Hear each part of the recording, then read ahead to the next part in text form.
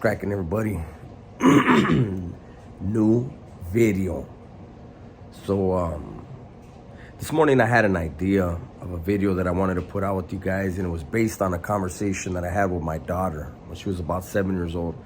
I had touched on it already several times in other videos, but never really gotten into deep. And then because my girl asked me today, like, what are you gonna make a video on today? And I told her, and you know, she's fascinated. I don't know if fascinated is a word, but she's, yeah, kind of fascinated, interested in that, what is it, that quadruple murder that just happened recently, where that guy who was, that college student was studying, I don't know, he wanted to interview lifers and murderers and killers and see what was going through their head as they were doing their thing, and then he winds up killing a bunch of people. And she said, you know, that kind of stuff is interesting, and she started questioning me on it, right? So basically, you know, I don't write anything down. I'm gonna freestyle this video, and we're gonna just see where it goes. Now, my initial video was gonna be this. I had a conversation around 2000 or so, because I had told my ex, you know, my daughter's mom, when my daughter's old enough to realize that I'm in jail, I'm in prison, and ask why, you don't answer her. You weren't there. You tell her when your dad calls, ask him. And so it was around 2000 when it happened. And I remember telling my daughter the story the way I would tell it to my Sallies and, you know, homies or whatever. And every time I told it to the homies or Sally, they were like in agreement with my actions, with my decisions that night. That's right, Holmes. You did right, homie. They had that coming. And I remember telling the same story to my daughter. And it was like the deeper I got into the story with my 7-year-old daughter, the more hollow my words sounded, because I wasn't getting the, you did right. I wasn't getting a, that's right. I wasn't getting a, they had that coming. I had a little girl listening to me, and I could tell she wasn't into it at all.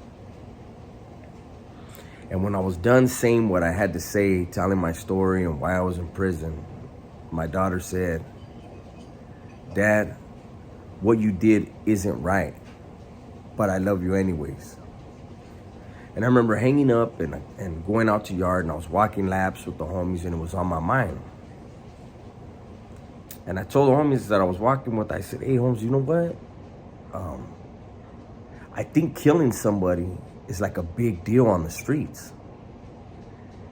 And, you know, it was 4 convicted murderers, gang members walking in the yard, and we were all pondering that, like, for reals? I think it is. You know what? It might be. And that's a sad state of affairs, right? For people to have that mindset. I think we have it more where if you killed someone that wasn't in the lifestyle, then it'd be like, damn, that's kind of fucked up. Homie, he had a family. But when you're going after somebody that's in your lifestyle, you feel like they had it coming, they knew it. But you know what? They still have a family too. And my victim did. He had a wife and he had a newborn son. He had sisters and a brother. He had a mother.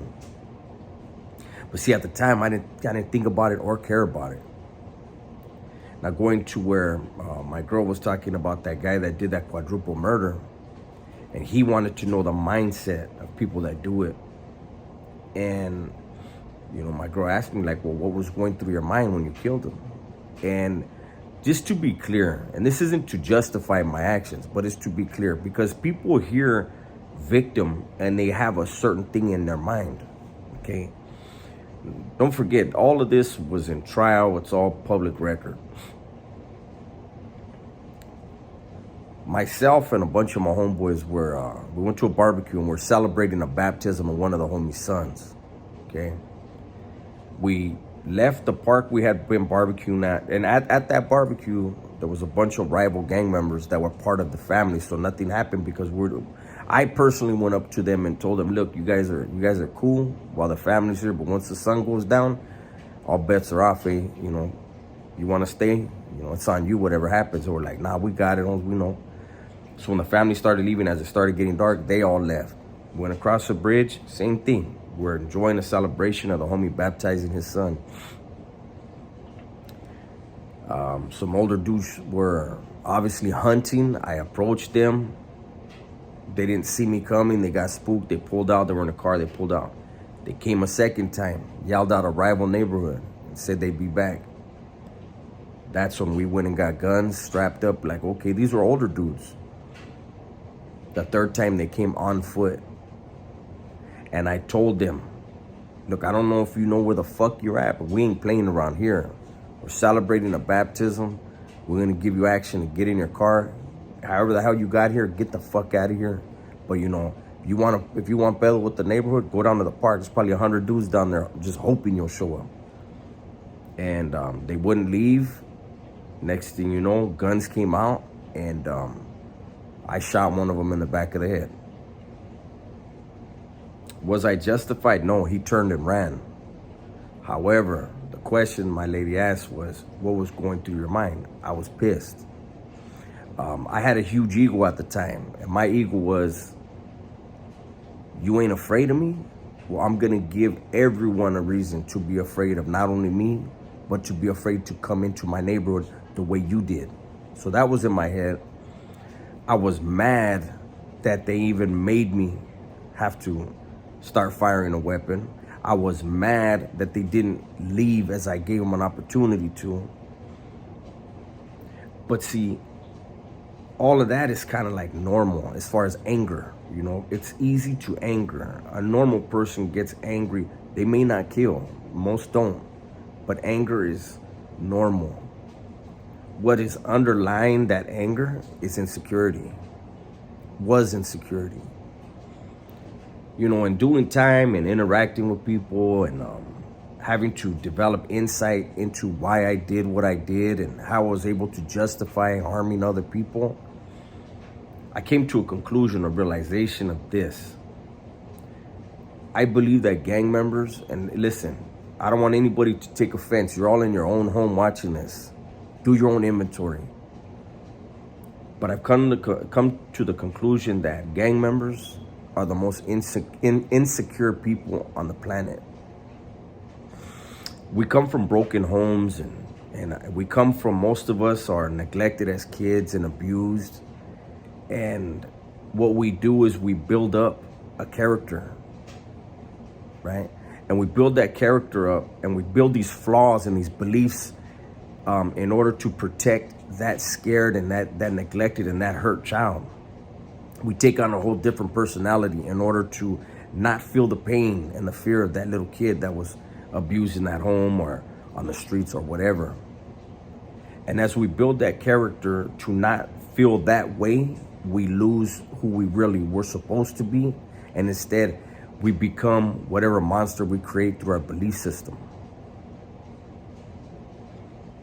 If we're lucky,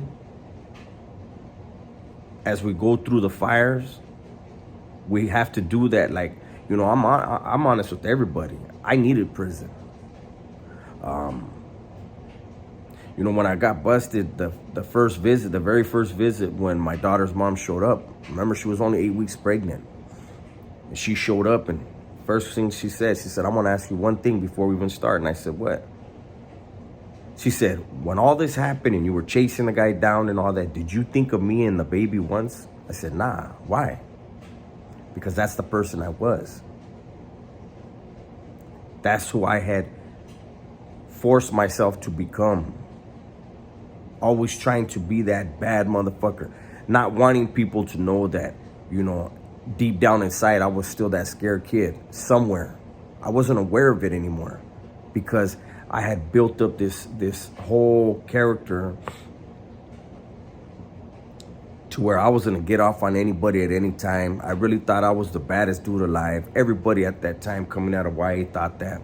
Everybody in YA at that time, everybody that went to the joint, you know, it's a pattern. It's a cold-blooded pattern that is very detrimental to society.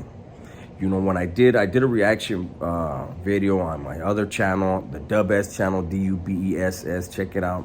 And it was Joe Rogan and the guy from the Soft White Underbelly, and they were talking about cops and the PTSD that they must suffer with in patrolling the neighborhood for 10 hours a day. And I said, well, what about the people that live there 24 hours a day? And they developed the way I developed. And yes, it's their choice. But some choices weren't theirs, you know. And there were people, Ray had a problem with, you know, my thought process when I said, you know, cops are adults when they choose to get into the force.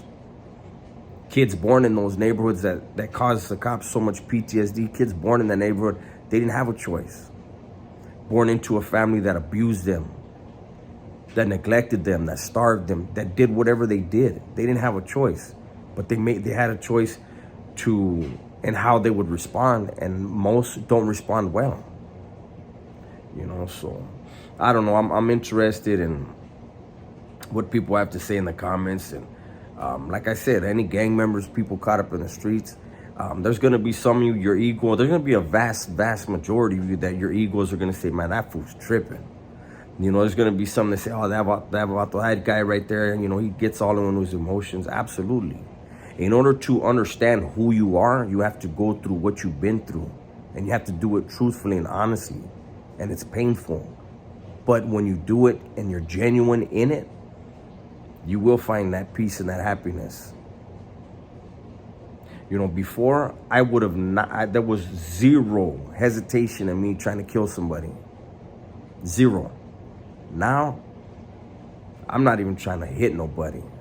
I don't ever want to commit another act of violence against anyone. I will defend myself at all times. I will defend my family, but I have zero, you know, that's just not me.